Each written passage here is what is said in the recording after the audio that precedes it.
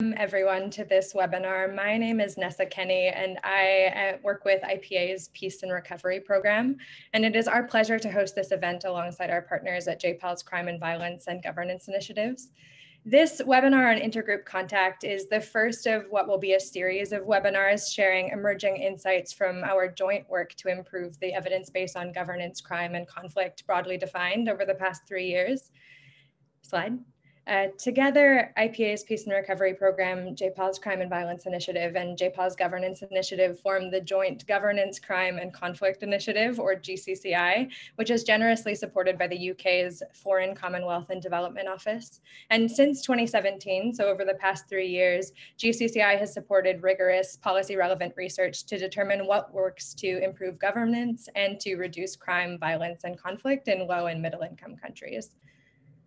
We support research on a variety of topics that are listed on this slide here. This is an incomplete list, but broadly this research aims to test solutions to help design better policies and programs to overcome crime, violence, corruption, instability, to improve governance, and to support recovery and resilience in countries affected by crisis and disaster. The research we support also aims to answer fundamental questions about these topics whose answers can hopefully provide generalizable insights to inform programming and practice in a variety of contexts, not just the ones where the research was implemented. We are lucky to have a wonderful group of academic advisors that guide this work listed here, and we're particularly excited today to welcome Betsy Levy-Pollock, who I will introduce in a moment, as a new academic lead of IPA's Peace and Recovery Program. To date, we have funded over 90 studies in almost 40 countries. The map here depicts those studies. And as I mentioned, over the next few months through this webinar series, we're excited to begin to share with you what we've been learning from our supported research during the first 3 years of this initiative. So please stay tuned for future topics. We'll provide some information at the end of the webinar on how to find that information. Today, though, we're really excited to delve into one of the primary areas that work is coalescing thus far, studies of social cohesion interventions, asking, can contact between groups reduce discrimination and prejudice and build social cohesion? We are extremely lucky to have 4 panelists today who are deeply immersed in this question from different perspectives.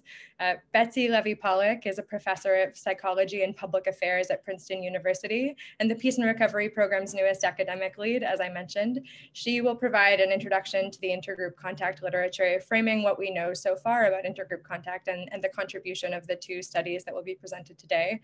We'll then delve into 2 new studies on this topic, both supported by the Governance, Crime and Conflict Initiative. The first from Matt Lowe, who's an assistant professor of economics at the University of British Columbia. Matt will share insights from his recent study in India on collaborative and adversarial caste integration through contact. And then we will have Salma Musa, who's a postdoctoral fellow at Stanford University, and she will present her work on the impact of interreligious soccer leagues on social cohesion in post-ISIS Iraq. Finally, we have Danjuma Dawab, who is the head of conflict management and social cohesion at Mercy Corps Iraq, who we are particularly indebted to for joining us so late in his day today. He will speak about how these results can be interpreted and applied in practice. A couple of housekeeping notes before we start. We're going to be starting with presentations from each panelist and then open the floor to questions from the audience. Thank you to those of you who submitted questions in advance through the Zoom registration form. If you would like to ask a question during the event, please submit them through the Q&A function, which you'll see at the bottom of your Zoom screen, and share your name and affiliation if you're comfortable so panelists know who the question is coming from. Please feel free to answer questions throughout, though we likely will not answer them until the end. And we may not be able to answer all questions, so apologize in advance. Finally, this webinar is being recorded and will be available to watch after the event is over. And we would really appreciate you sharing the link with any colleagues that you think might be interested in this topic. Without further delay, I would like to introduce Betsy Levy-Pollock, who is a professor of psychology and public affairs at Princeton and IPA's Peace and Recovery Program's newest academic lead. She will be providing an introduction to the intergroup contact literature and framing the contribution of the 2 studies we'll hear from today. Betsy?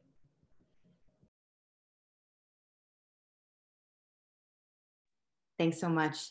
I'm really, really pleased to be here in this terrific group. And so I'm going to make my job short and sweet, hopefully.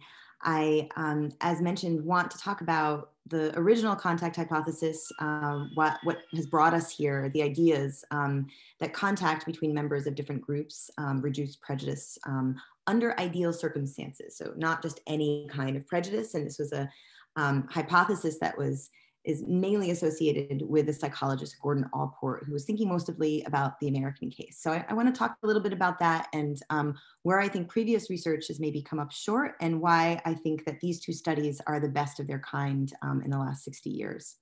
So what are these ideal circumstances? It's two groups represented by the yellow and the green here, coming together, members of these two groups with a common goal, having equal status, support of relevant local authorities or locally relevant authorities, and cooperating with one another. So pretty ideal, I would say.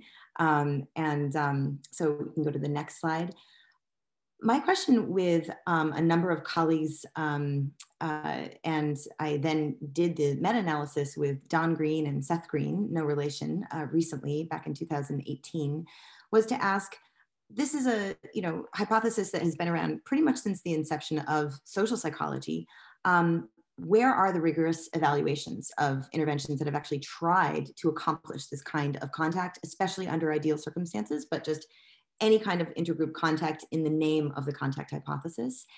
And we used a standard that actually is a bit lax. We called it our policy standard. So who could conceivably convince a policy skeptic? But we decided that that standard would just be, they used randomization. And so they could try to pull out the causal effect of contact with someone from another group. And what you can see here is that there are only 27 of those, headed back all the way to the 1960s. We pulled every study we could and looked at the statistics they report on what were the outcomes in terms of prejudice, but some of them also had behavior and so forth. So next slide. I'm just going to show you really briefly the figure here. If it's a little bit small on your screen, that vertical y-axis is telling you how big of an effect there is. What's the effect size? The x-axis going out is a rough indicator of how rigorous the study was, so the standard error. And basically what this linear relationship is telling you is that as the study gets more rigorous, as it pulls into the left on this linear line, the effect size gets smaller. So looking across everything we know about intergroup contact, one thing that we can see is a lot of studies actually aren't very rigorous, even though they're using experiments. They may have very small samples, or their measurement may have a lot of variance and so forth. And so one thing that we worry about is, what is the real effect of contact? The second thing that we worry about, because it's such a small group of studies that have been done to try to rigorously assess this question of whether contact reduces prejudice, you see that they're all different colors. They're even different shapes. So we're talking in the sum of the literature about a lot of different prejudices. Some of them are about age, so anti-elderly prejudice. Some of them are LGBT, against migrants, foreigners, people with disabilities, race and religion. And so maybe this figure suggests that some types of prejudice are easier to address than others. You see a lot of the sort of gold colors, which are addressing disability-based biases, have higher effect sizes, but they're also the less rigorous studies. We see few studies addressing religion and race. Those are also smaller effect sizes. But really, we can go next. The jury is still out. Here are many of the limitations that we're still facing and why we need more research on this question that has really, I would say, beguiled social scientists, but also the lay public over time. Like, can't we get together? Won't we, by getting together, get to know one another and like one another, right? Well, we really need to know, and we need to know the implications for policy. Should we be building this into the way we structure neighborhoods and schools and sports teams? So right now, what we know, and you've probably already started to read through these, most studies are conducted in high-income countries. So we've got weird samples, Western educated, rich democracies, and industrialized. I didn't spell out weird there, sorry. Few studies include adults over the age of 25. So actually this is a very popular thing to assess with children, but we have lots of questions about whether adults are changing in programs that bring people together. Literally zero address adults' racial or ethnic prejudices, which is what a lot of this hypothesis is often applied to, especially in the American case, but certainly globally as well. And then we have a lot of short-term follow-up and a lot of self-reported attitudes. So what are the behaviors that we see coming from this? And this brings me to this point that contact for reducing prejudice is a good, it's a good goal, but also what are the behaviors that would accompany a reduction in attitudes? And this is a big question even outside the contact literature. What are we seeing in terms of what people do after? We don't know yet. And then finally, going back to these ideal consequences or ideal circumstances, is it necessary to have equal status? Is it necessary to introduce cooperation?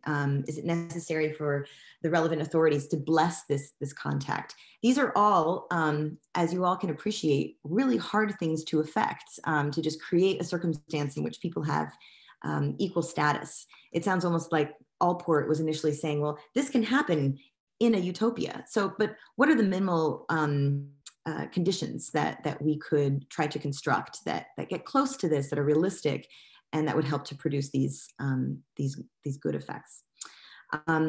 So the jury's still out about whether intergroup contact is an effective policy tool in divided societies. And that's why I'm so excited about these two papers. I had the pleasure of writing a short introduction to Salma Musa's paper this summer. And when I tweeted about the introduction, I said, this is one of the best papers on reducing prejudice in the past 60 years. Forget about just contact. And someone very quickly said, well, what about Matt Lowe's paper? And, well, yeah, actually that was going to be one of the other ones. Notice that I said one of the best. So it's just fantastic that they're here in conversation with one another. If you go to the next slide, what I would just want to highlight here, to my last slide. Thank you. It's not just about whether contact reduces prejudice. So I want you to pay attention to those outcomes they're going to describe. It's about whether contact addresses behavioral change. Also in some particular cases about whether they're addressing things like economic cooperation or policy attitudes, which is a really interesting question, one that Gordon Allport didn't necessarily foresee. So we're sort of extending in new directions.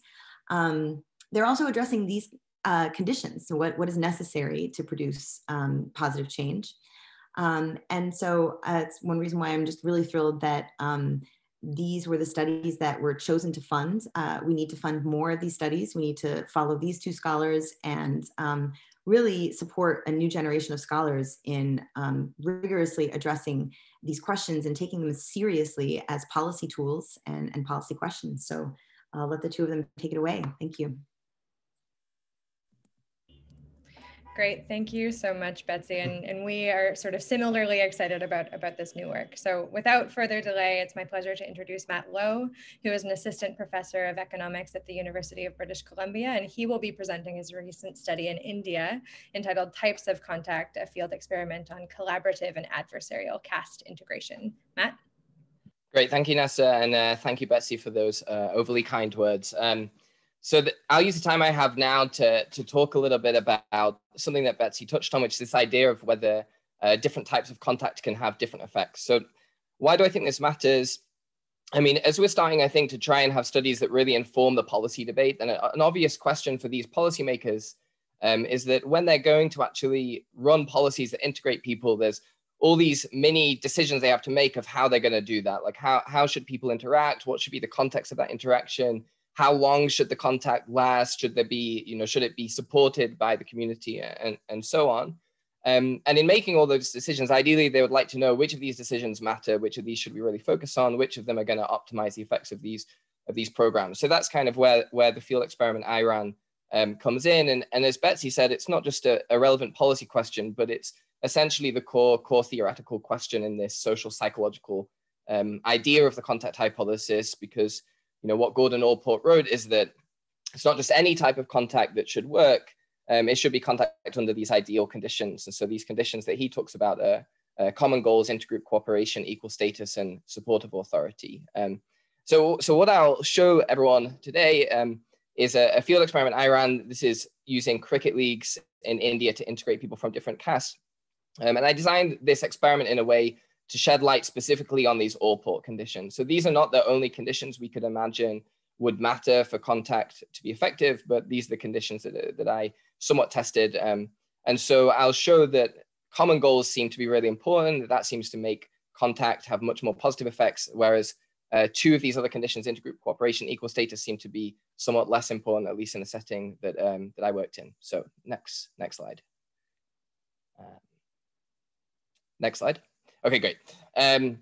Yeah, so actually, I can mention very briefly that I got interested in this question very fortuitously and very randomly, in some sense, that I was working in Uttar Pradesh in India on another project that was about female labor force participation. And what was happening in that project is that we were offering women what we thought were these really great training jobs. There were like great pay and pay that didn't depend on how good you were.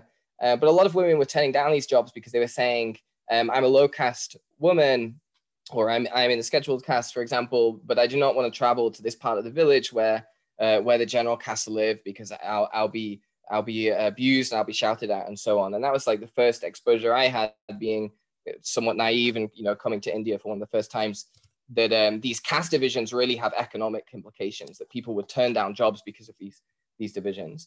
So that's an anecdote. More generally, in this state that I worked in, it comes near the top of the rankings across states of what fraction of the upper castes, general and OBCs, practice untouchability, so discriminating against lower castes and avoiding interaction with them. And it's a place where, other than discrimination, there's just extremely stark segregation. So people almost always marry within caste. They also tend to have friends within caste, and they live separately by caste in these villages. So this is an environment with strong segregation ex ante, and what I did then was organize cricket leagues as a way to initially integrate people. And this was a study just with young men. So for this, I had over 1,200 men play over 600 matches. And the nice thing about using cricket leagues in this setting is that people are extremely fanatical about cricket in India in general and here. And so in my sample, 47% of these male recruits say they play cricket every single day. So it's kind of not an unusual thing to be playing cricket. Okay, next slide.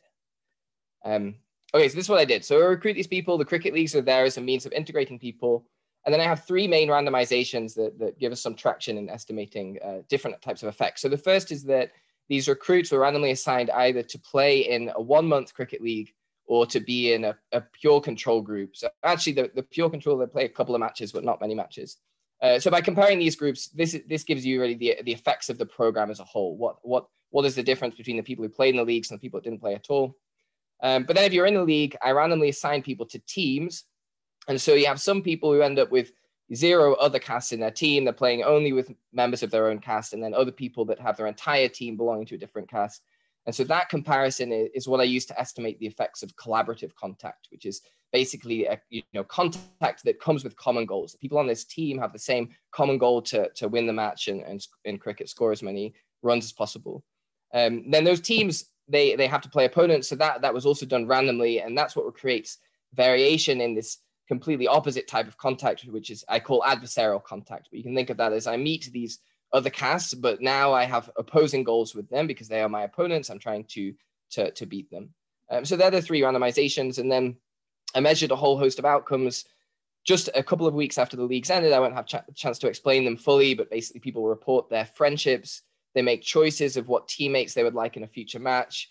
I use standard behavioral econ measures of trust. And then I also designed a trading game where these guys actually have to go out and find people to trade goods with. So that's a measure of economic cooperation.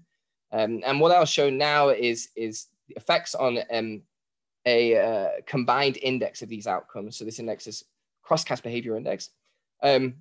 So this slide essentially summarizes the main result of the paper and the main test of the all-port ideas that the conditions of contact matters. And so if you look at the left side of the slide, the x-axis there is what fraction of my team belong to a different caste. So it can be 0 if you had no exposure. It can be 1 if all 4 of your teammates belong to a different caste. And there you can see that the more collaborative contact you have, the higher you score on this cross-caste behavior index. So basically you end up with more other caste friends, you're more likely to trade across caste, you're more likely to pick teammates from the other caste, and so on. And the levels of those effects are not really interpretable, but the beta there is saying that as you go from no exposure to all of your team belonging to a different caste, you score about 0.2 standard deviations higher on these cross-caste behaviors. On the right, I have the same plot, but now the x-axis is what fraction of my opponents come from a different caste, and the sign flips. So this is showing that, it's not the case that all types of contact are created equal. When that contact is adversarial, you can actually make things worse and you can reduce these cross-caste behaviors. Next slide. So that figure gives you about the effects of contact specifically. And then one thing that's relevant to ask is, well, when we design contact interventions as a whole, they're kind of bundled. They include different types of contact. They include other things that are also driving effects that maybe are not even about contact at all. So in this case, I can also ask, what is the overall effect of participating in the league? What is the net effect of all these things? And I do that by comparing people in the league to people who are in this pure control group. So this figure summarizes that result. I have 3 outcomes here: the number of other caste friends, the fraction of cross-caste trade, and then that index that I showed you on the previous slide. And for each outcome, I have 3 groups. So I have the control group, then I have the people in caste homogeneous teams, and the people in mixed teams. So for all of these outcomes, if you're in a mixed team versus control, you do a lot better. And if you're even if you're in a homogeneous caste team relative to control, you maybe score slightly higher or no lower on these outcomes. So this is showing us that even though you have those mixed effects, the overall effects of the leagues are positive. Next slide. Okay, so let me conclude with 2 things. So one thing is about what policy lessons do I think we learned from this specific study, and of course it's only one study, so we should be a bit careful on how much we extrapolate. But these are the brief things I think we learned. So the first is just a very practical lesson, which we also I think learned from Salma's paper, which is that one can use sports as a means of integrating people, and that can have positive effects. The second more general point is that with integrative policies in general, the results of this study suggest that it's a good idea to try and maximize the amount of collaboration you have between groups to achieve common goals. So that's one way I think to optimize and to increase the effectiveness of these interventions. The third point, which I didn't show you results on, is that I also find in this experiment that and something that's a little less obvious, I think, is that once you have these people from different castes in the same team, the positive effects of contact are pretty robust to throwing other stuff at it that you think might break things down. So, there are 2 things here. One is that on teams, you see consistently that the lower castes have less status than the upper castes. They're slightly worse at cricket, and even conditional on how good they are at cricket, they're discriminated against. They're less likely to be picked as captains, for example. Despite that, the low castes have positive effects of contact. So that suggests that equal status is not really necessary. And then I also varied the types of monetary incentives teams had. So some of them had incentives that were more competitive, that encouraged them to compete with their teammates more, compete for resources. That also doesn't break down the positive effects of contact. So if you are to take the results of this study seriously, and again, we'd probably need more evidence to really do that, it suggests that what really matters is getting people in the same group with common goals. And after that, it doesn't matter too much if there's a bit of competition between them. And then, okay, one more practical policy point is that, at least in this setting, I find that there's a surprising openness to intergroup collaboration. So what I mean by that is that you might think that when you assign people to mixed caste teams, you might think that would really put them off and they'd play fewer matches. But that's actually not the case at all. So the people assigned to mixed caste teams didn't attend any fewer matches than everyone else. And so that suggests that even though people tend not to be friends across caste to begin with, people are actually pretty willing to mix across caste. Okay, next and final slide. So let me finish by saying all the things that my study doesn't really help with, and I think that are open questions. So first is that we learn nothing from what I've done really about whether effects are persistent. In this particular context, I have my own I guess, priors about whether they would be persistent. And I think that the geography of these villages may make it particularly difficult to sustain treatment effects. So, even if playing in these leagues, you make these friends from a different caste, these friends will tend to live in other parts of the village, and that could make it difficult to actually keep these friendships up. So there's reason to believe that, and this is very important for policy, that, in certain contexts, interventions might not be able to easily sustain effects, and that might be driven by the geography and the institutions of that context. Second, I think it's not obvious at all whether intergroup contact is cost effective in the sense of being, the most cost effective way of actually reducing divisions. And I have two concrete thoughts here. So one is that there's no research that I know of that actually runs intergroup contact as one treatment arm and then some alternative division reducing or prejudice reducing treatment as another treatment arm. So there are no papers that really horse race these things together so we can see which is the most effective and compare their cost effectiveness directly. But second, and maybe a little bit more optimistic, in some settings it may be the case that contact is effectively costless, in the sense that in some settings, some groups have to be formed anyway, right? So we might imagine that in some education settings, for example, you have to put people in study groups, you might as well mix them across group boundaries and it's totally costless to do that. So that's one way of seeing and maybe imagining that sometimes intergroup contact policies will be extremely cost effective because they're actually costless to do and they have some positive benefits. Okay, two final things. So in my study, you see effects on behavior, but I didn't look at attitudes. Here it would be obviously interesting to understand effects on views towards intercaste marriage and also about untouchability.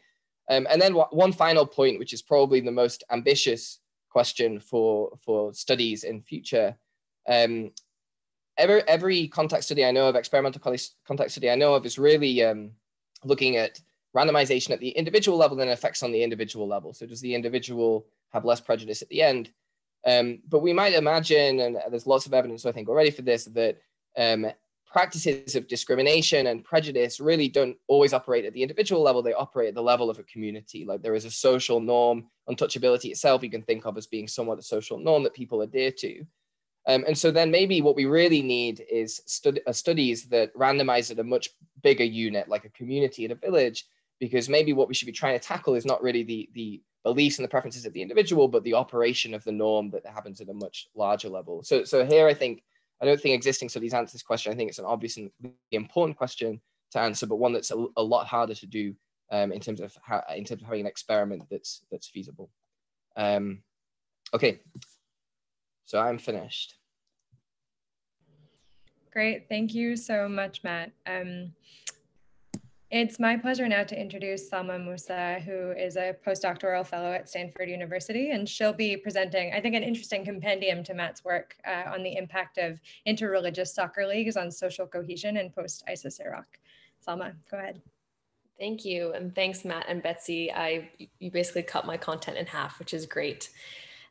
So to motivate this study, I wanted to first set the scene a little bit. So a lot of us remember in 2014, ISIS took over large pieces of northern Iraq and Syria. And part of that campaign involved the ethnic cleansing of religious minorities, primarily Yazidis, but also Christians and Muslim groups as well, who were forcibly displaced for what they thought was a couple of days, but it was actually more than 2 years before they returned home.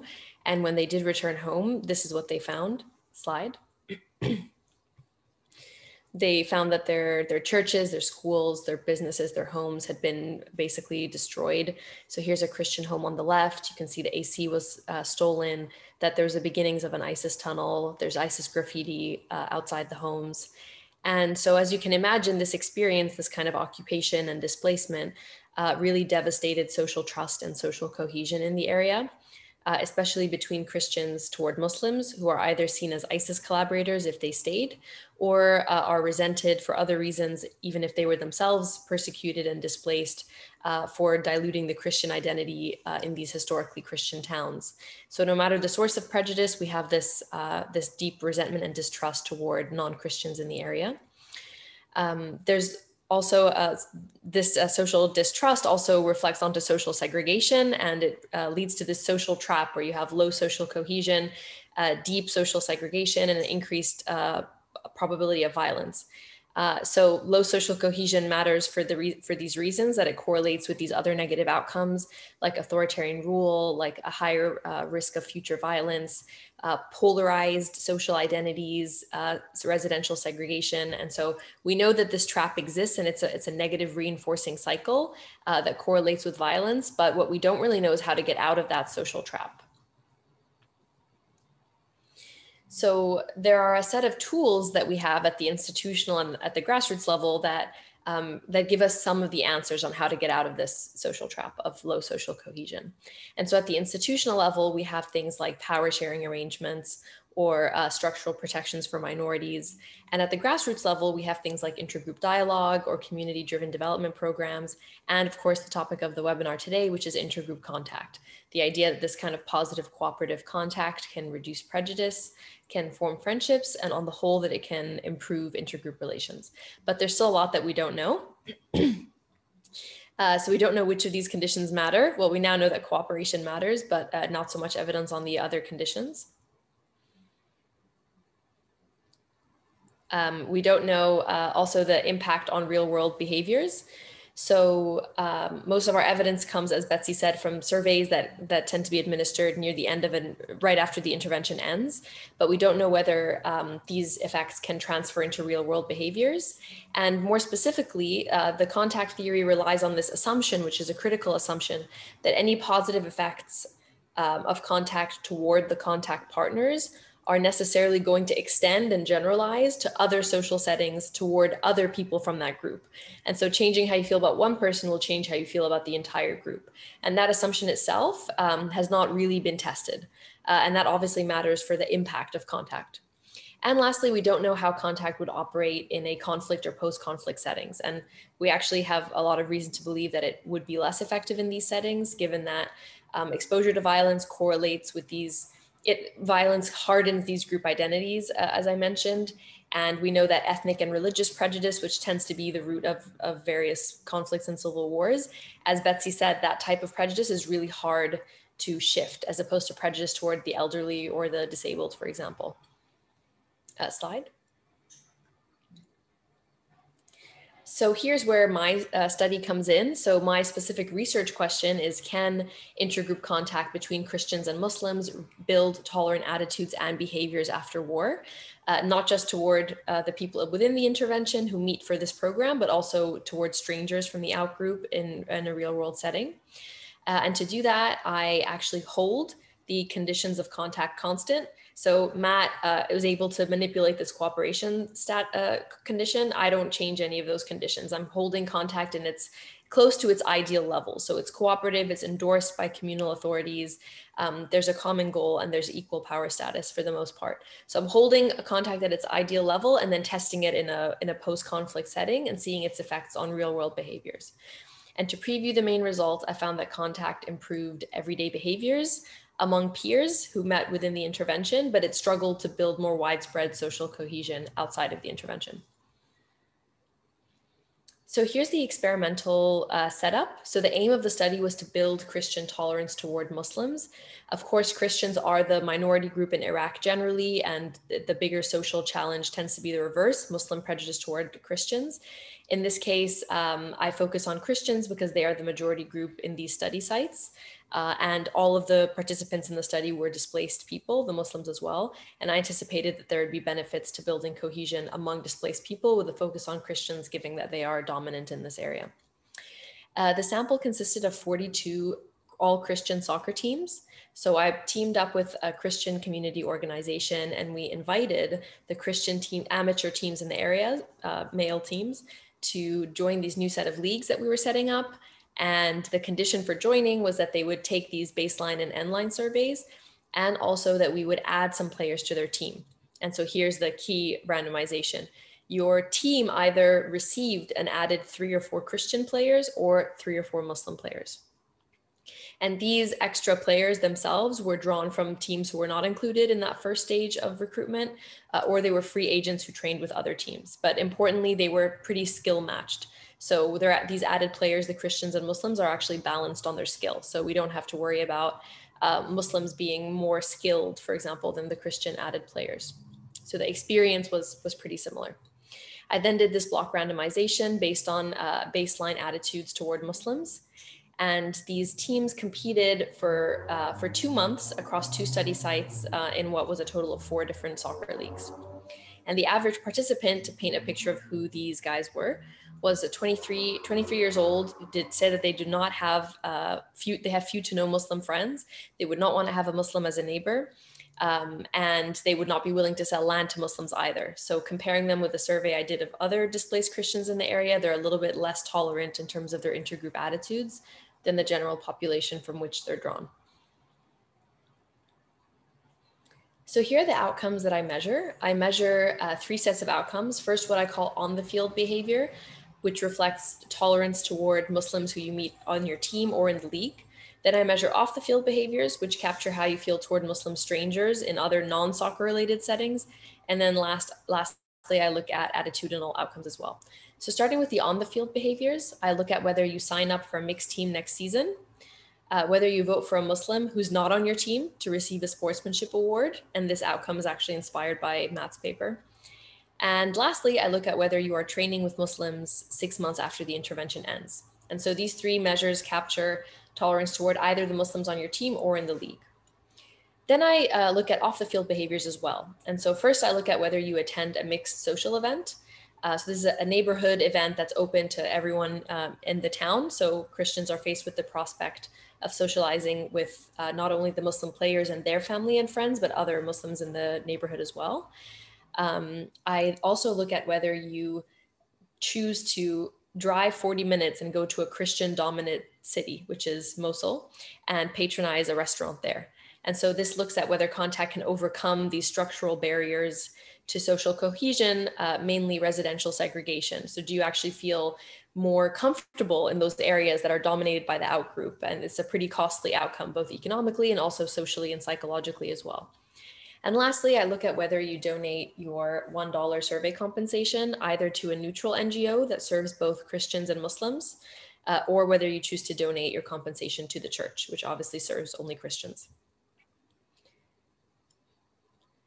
Lastly, the attitudes I measure. So these consist of 8 items that I measured before and after the intervention, which I then collapse into indices. So here are the 3 indices as I've labeled them, using like a similar, it's basically a principal component factor analysis method. So the first index I call national unity. So this consists of items like it's arbitrary to divide Iraqis along ethnic and religious lines, and life would be better if we treat each other as Iraqis first.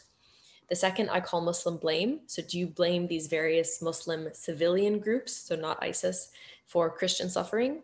And then lastly, the last index is called Muslim neighbor. So would you approve or be okay with having these various Muslim groups as your neighbors? And so now I'll dive straight into the main results. So first on that plot on the left, you can see the differences in means for the treatment and the control group. And on the right, you can see the difference in means, so the treatment effect with the 95% confidence intervals.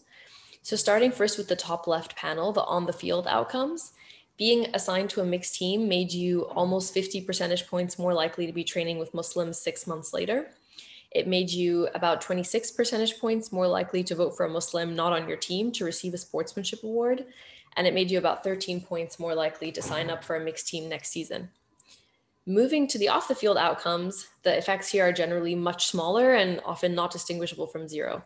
So you were not detectably more likely to visit Mosul, you were not more likely to attend a mixed social event, and you were not more likely to donate your survey compensation to a mixed NGO.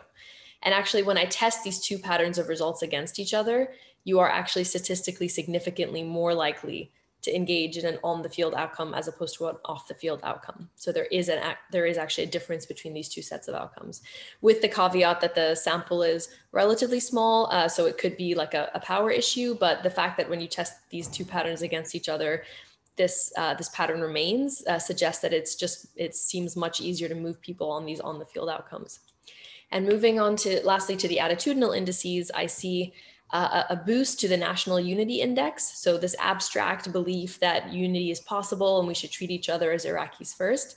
But I did not find any detectable change to the 2 other indices that reflect attitudes toward Muslims in particular.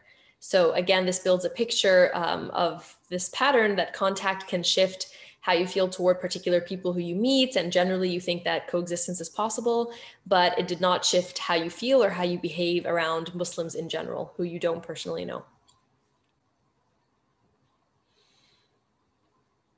I explore a few different mechanisms. Again, it's not a super well-powered study, so these subgroup analyses are not precisely measured. But I don't find any evidence for an information mechanism. So it didn't seem like being assigned to a mixed team gave you more information about Muslims. It also didn't seem to increase your empathy toward Muslims either. But I do find some suggestive evidence for changing norms around contact. So meeting Muslims on your team and in the league normalized contact with Muslims in other settings and friendships as well. And this seemed to have, and there's a positive relationship between the local residents of this town attending the games. Obviously there's a selection there, maybe the more tolerant people choose to attend, but there's a positive relationship between attending games and your attitudes about intergroup contact outside of soccer as well. So there seems to be some normalization of contact happening there. And lastly, I find some evidence for the importance of a positive experience. So here I proxy for a positive experience by team success. And it looks like the people who were assigned to mixed teams who went on to be successful, those experienced the best, the strongest or largest outcomes. So there's some potentially interaction here between not just contact, but contact and performing and doing well.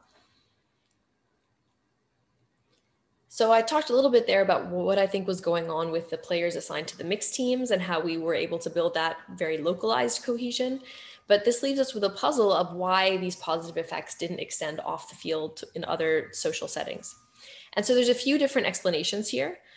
Some that I find plausible are that maybe just trusting strangers is too much of an ask after war. You could see here, like one of the participants who brought a portrait of his father or his uncle to one of the final games who had passed away. And this was a pretty common, unfortunately quite common. And at the same time, that the same player, in the picture on the right is laughing and joking with his friends and his Muslim friends in the league. And there's no cognitive dissonance for him. Like for him, it's totally normal that you meet a couple of people from the other group, you trust them, you get to know them and you like them, but you're not suddenly going to change how you feel about Muslims overall. It could also be, and this is very related, that these off the field behaviors are more costly. And this is almost certainly the case. Trusting strangers is qualitatively much more different and more difficult than trusting people who you already know. In addition to potentially being more economically costly. So going to another city, for example. And this is exactly the point. The point is that these relationships with strangers are different and we want to know if contact can shift those relationships. These problems of a lack of trust, I think, are probably compounded by the fact that we're looking at a persecuted minority as well. So this is a peculiarity of the study to keep in mind. It may also be the case that the Muslims who were assigned to these teams were not seen as typical for whatever reason. So in order for contact to make this generalization leap from the people you know to the people you don't know, it should be the case that you see the ones who you meet from the outgroup as being representative or typical in some way. So it might be the case that they weren't seen as typical for whatever reason. And so this suggests on the whole that we might need institutional change combined with these grassroots programs to lead to that transformative change and to make that generalization leap to build this more widespread social cohesion.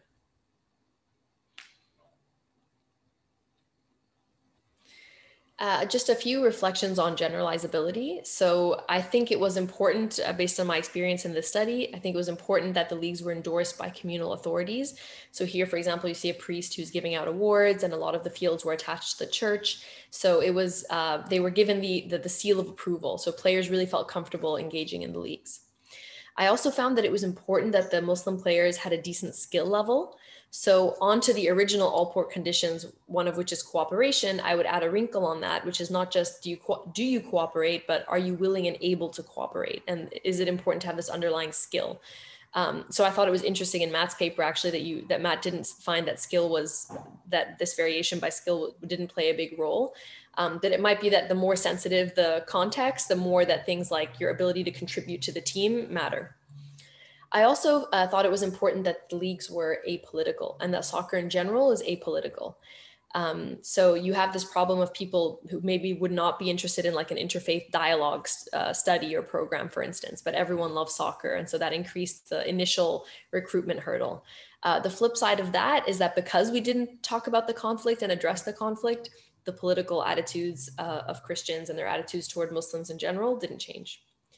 And so these conditions, I think, can be stretched to other settings as well, including classrooms, dorms, like where you have roommate assignments that can cross group lines, military training and conscription, and even workplace settings as well. And this tends to be where we're seeing the positive evidence on contact emerging.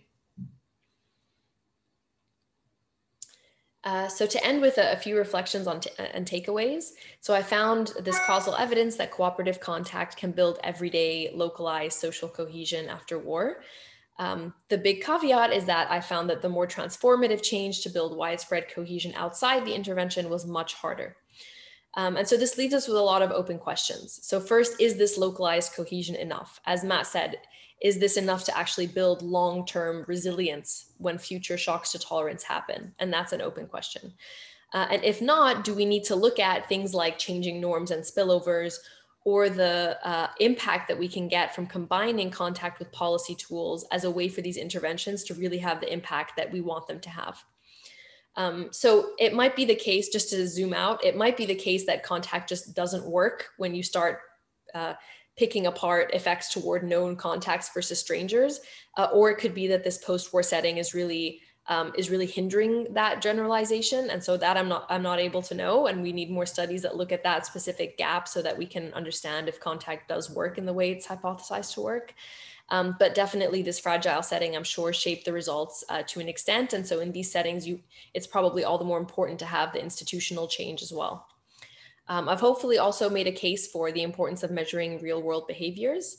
And on the whole, I think this tells us that this classic literature on civic organizations as being these engines for social trust is a literature that's worth revisiting, and it's worth looking at the intergroup contact component of those types of associations and organizations as maybe doing a lot of the work. So yeah, with that, I thank you. I look forward to your feedback. Great, thank you so much, Salma. Very appreciated. We next have Danjuma Dawab, who is the head of conflict management and social cohesion at Mercy Corps Iraq, and he is going to provide his perspective on social cohesion programming generally and how these results might be able to be interpreted and applied in practice. Danjuma?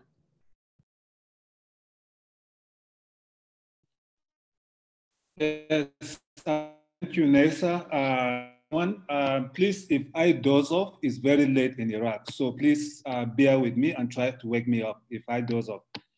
So for me, I think I'm not going to talk about a research, but I'm going to talk about field experience in terms of how contact really, I think when Salma Musa said there's no evidence of whether that happens, or there's no evidence like we will be able to know. Yes, we do. I think it's the period of time in which the program starts. So I'm just going to give a little bit background as to where this happens. So this activity or the peace building program happened in the middle belt of Nigeria. So where farmers and herders had been fighting over natural resources. And so we received funding from USAID to carry out peace building program. So what we did was to use a randomized control trial to see whether to actually measure the impact of our program across all the different activities that we wanted to do. And so our program was actually implemented in 10 randomly selected communities. But those communities have had to have certain things in common. One, they have to have both farmers and herders in those communities. They have to also be divided across both ethnic and religious lines. The farmers had to be probably closer to the pastoral settlements. And so the way we did the randomized control trial, so we have the intervention site as well as the control site. The control site are so far away from the intervention site, and we carry out a lot of activities.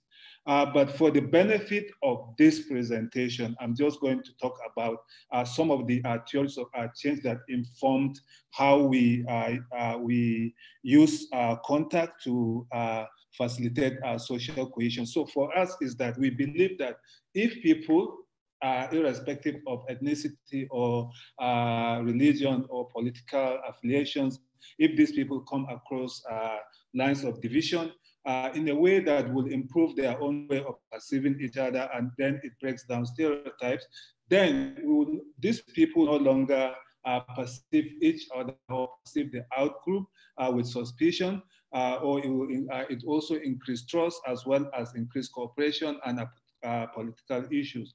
It will also reinforce positive perception and trust.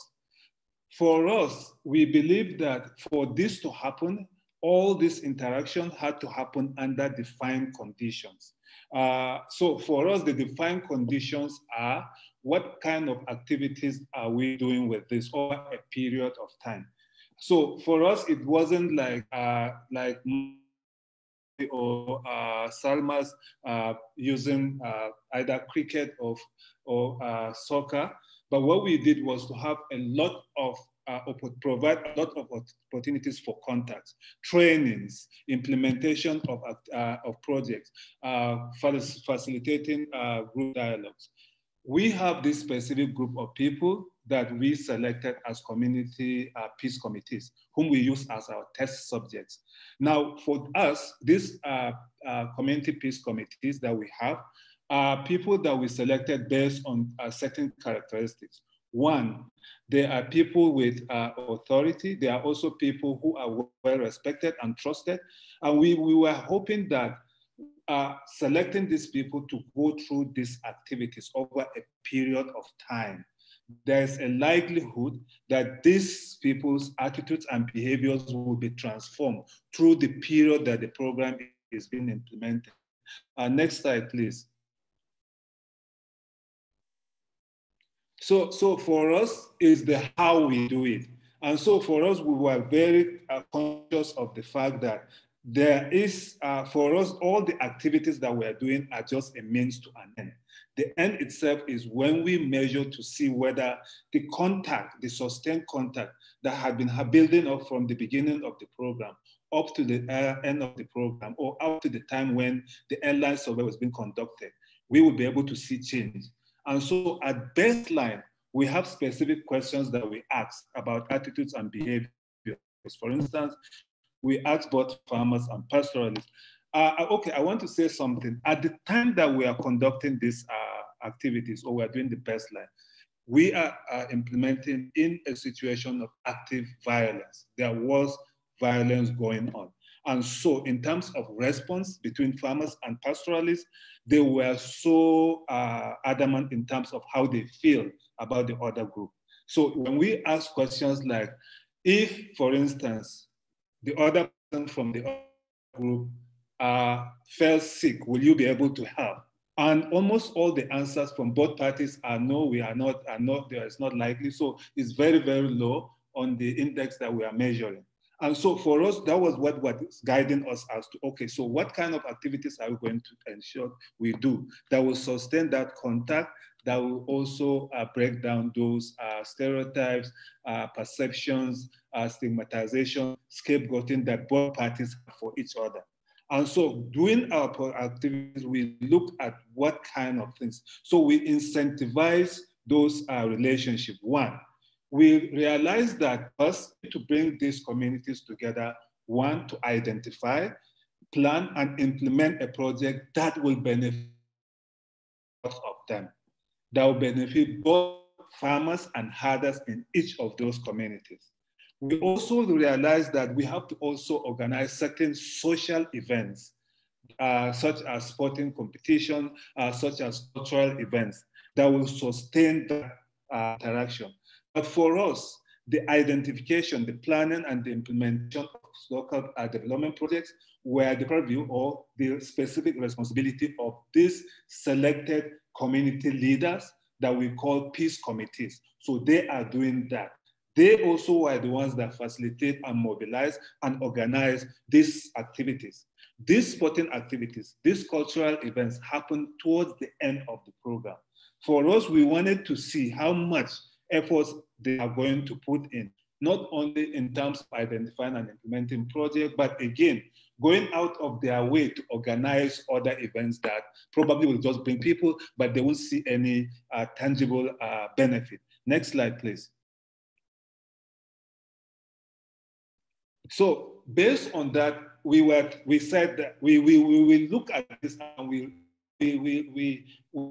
develop our program activities in terms of that.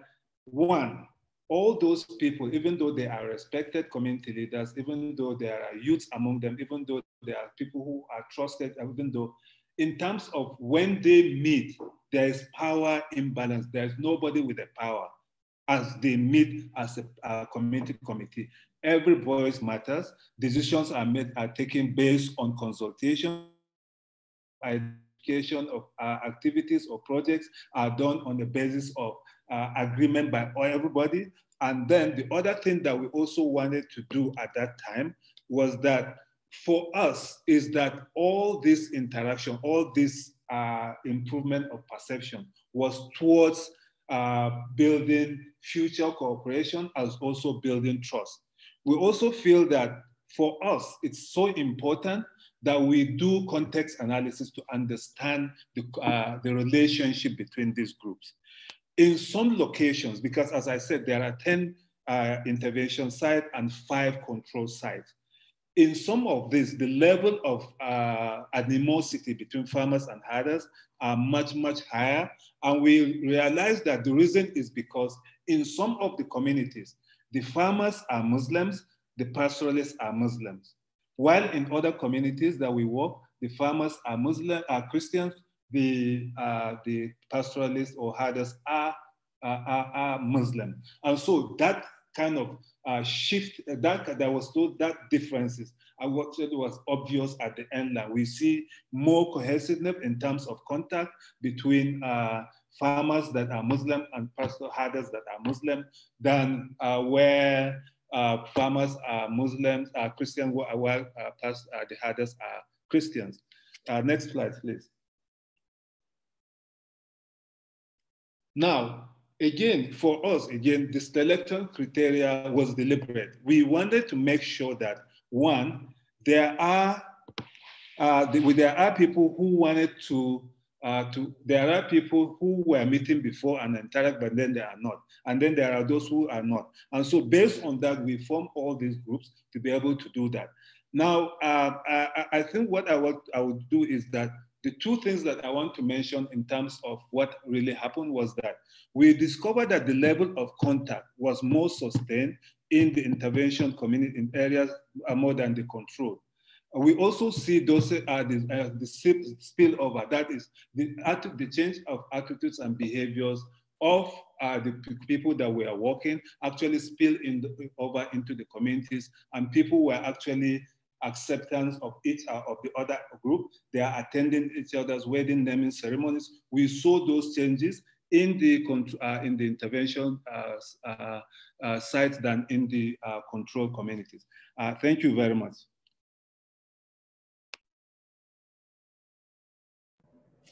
Great, thank you very much, Danjuma. That's very much appreciated, the perspective from the field. We have a few minutes left for question and answers, and we've been curating questions on the back end as they've been asked. Interestingly, we've received a lot of questions about the implications of this research for intervention design and implementation. And I think that Danjuma's reminder that context and conflict analysis are sort of key components of social cohesion program design is well taken. So I suppose a question for the researchers that they started to get into is how generalizable to sort of other contexts, groups, or interventions do you think that your results are? And maybe a related question, do you think that contact interventions can reduce prejudice in contexts where outgroups perhaps are not as segregated? So the person who asked this question was thinking of Venezuelans in Colombia, for instance, who may live in the same neighborhoods or go to the same schools and be culturally similar, but where there's still sort of a lot of prejudice and stigma. Maybe we can start with you, Matt.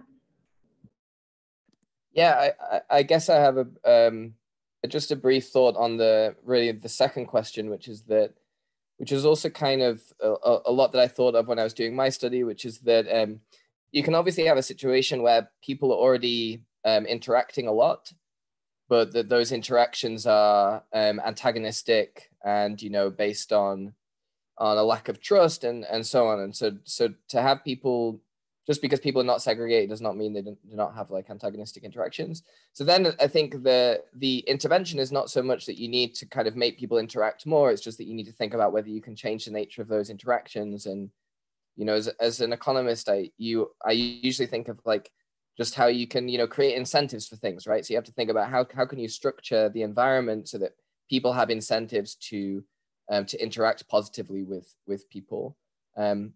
So then I think contact is still completely relevant, but then what's really relevant is this question of whether you can make contact more constructive and more collaborative.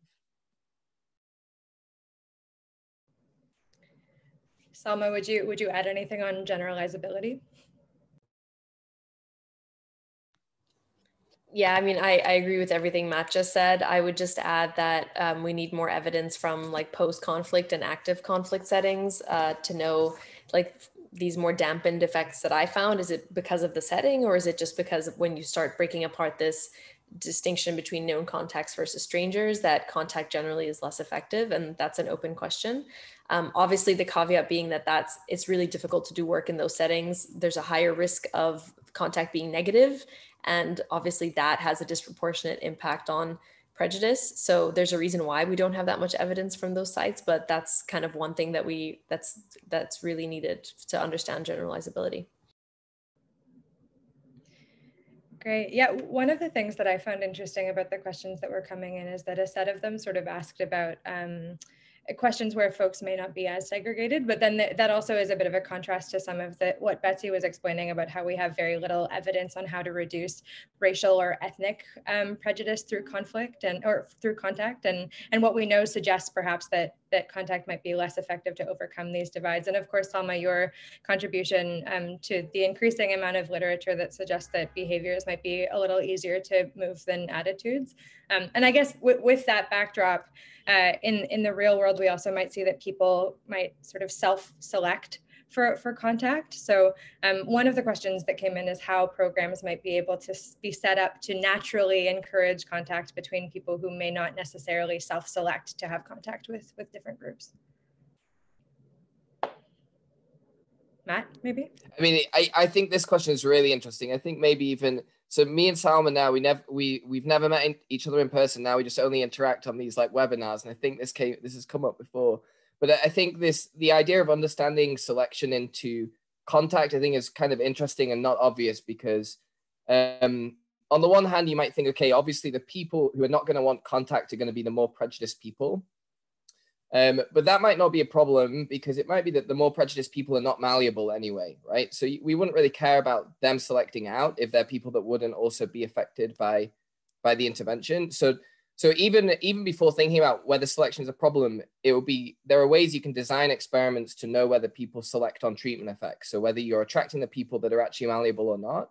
And it's kind of subtle, but so that would be kind of an obvious direction for research. And then, okay, and then if it is the case that these, you know, more prejudiced people are the people that you want to target are selecting out, then that's one of the things that I like about using sports, that maybe Salma agrees that it seems plausible that sports are going to have much less of that selection because there's such widespread, you know, interest in sport. And I think there's just a lot of people who are like, one can imagine that there is a very prejudiced, you know, guy who's still like loves cricket enough that, you know, he's going to play in a team with people from different castes. So like, that's probably how I think about that.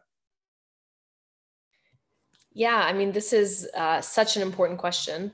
So there is this observational pattern out in the world, which is that contact generally correlates with tolerance. And so that's why experiments really can give us a lot of leverage, because then you ask, okay, well, this observational pattern exists, but there's a selection problem. So when we remove the selection problem, what are the effects of contact? But in general, it's really an open question. What is the magnitude of that selection bias? And so this is something like in the future, I think I'm hoping to look at this to see when you recruit people for a program and then you tell them that it's about contact, for example, what does the dropout look like? And how big is the selection problem and how much do we need to worry about it? Great.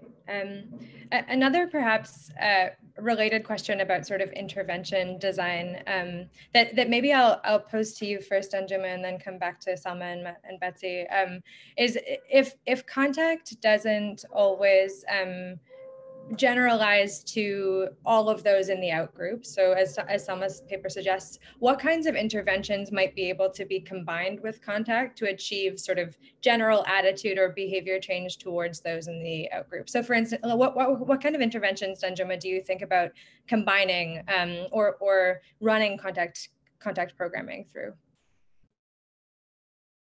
I think, so alongside, for instance, what we did was that apart from all the trainings, because the training was the basis for our contact. So all the trainings that this group of people are receiving, then they go back to their communities to continue the contact in identifying and implementing social development projects. I think if those are combined and are done in a systematic way, I think, for instance, like the cricket, if there is something, or like the soccer, if at the end of the soccer match, they are going to do something, maybe like they are going to also mentor other groups within those communities that they are working with. Those youths are expected to mentor others, whether across lines of division, whether Muslim and Christian mentoring this together, then probably that contact is sustained. And then there's also that benefit of mentoring, of also future probably leaks happening. And I think that will help. Or you could also use them because they are youth to say, okay, apart from this football match, you are also going to organize yourself to actually identify something that you do for your community collectively. That is probably incentivizing that relationship to continue. Maybe that will sustain that contact as well as also lead to more trust building, more stereotype, more of clarifying stereotypes as well as perception. So I think both the activities that they do on off field are very, very important. They have to be, I think they should be complementary to one another. Thank you.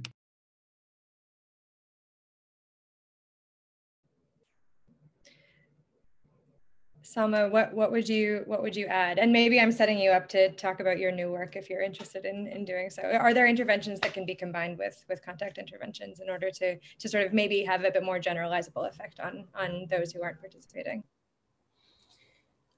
So I think the one frontier of contact, and Matt talked about this as well, is the potential for spillover effects.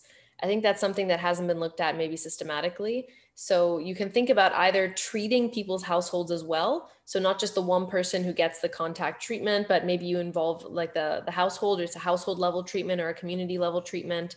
And then relatedly, even if you do just have the one person, what are the spillover effects? And that's a natural channel for contact to have a wider impact beyond just the people who are in the intervention. And then I think you have a whole other set of interventions that can be related to contact or not, that are a little more lighter touch. So either virtual contact or virtual exposure. And that's the way that most people meet or see minorities these days. Like traditional contact is it can be logistically and in general, it's a costly thing to set up and it might not be possible. So looking at these lighter touch interventions, whether they involve virtual contact or whether they involve like perspective taking or this other class of interventions that's not contact related, but still aims to reduce prejudice. I'm thinking of Betsy's study in Rwanda in 2009, for example, looking at people listening to soap operas in Rwanda that have different messaging around social norms. So these more scalable approaches, I think, are really important to look at and something I hope to keep working on. Matt or Betsy, is there anything you would add on this? Or otherwise, we have some questions on media as well that we could jump into.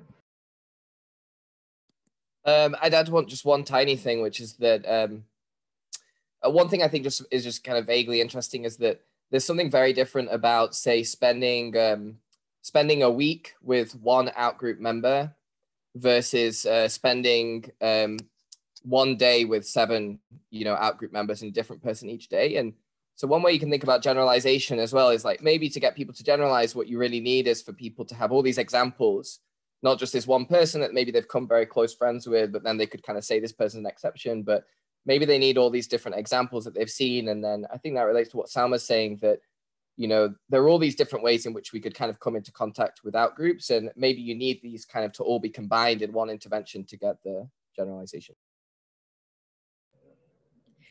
Another sort of broad set of questions that we received were of broader environmental factors that might influence the efficacy of contact interventions. So things like the effect of media or political leaders or political climate generally that may have an impact on how folks interact. And one of the questions that we received that Betsy, I thought you might be well placed to speak to is how might the media amplify and support these types of interventions through their work?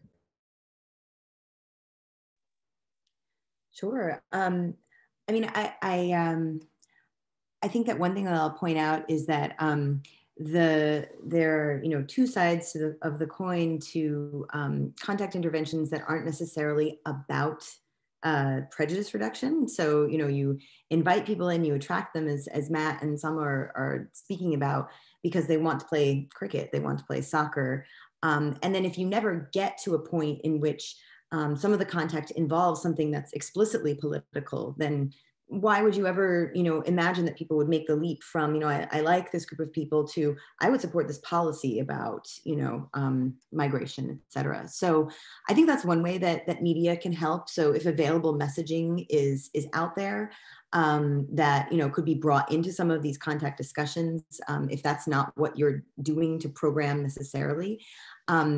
The question is, how do these things combine? And we don't have, that's where I make the pitch for, more support to support this kind of research on it. But I think there are a lot of available ideas out there. There's a lot of creative programming. And now the question is, how can we bring all of this together?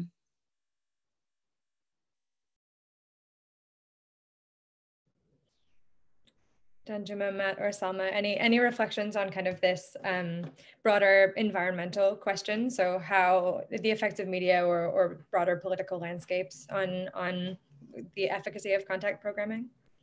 Yeah, I think one of the things that we actually do, we use radio at the end because we think radio was more accessible, so people tell their stories.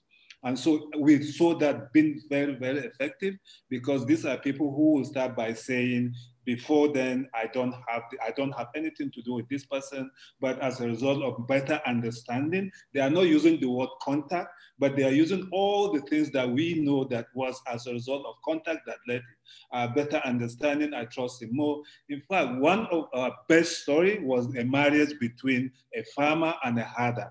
So a farmer is a local leader of a farmer, of the pastoralist, actually married the daughter of the local leader of the farm, and we never knew that.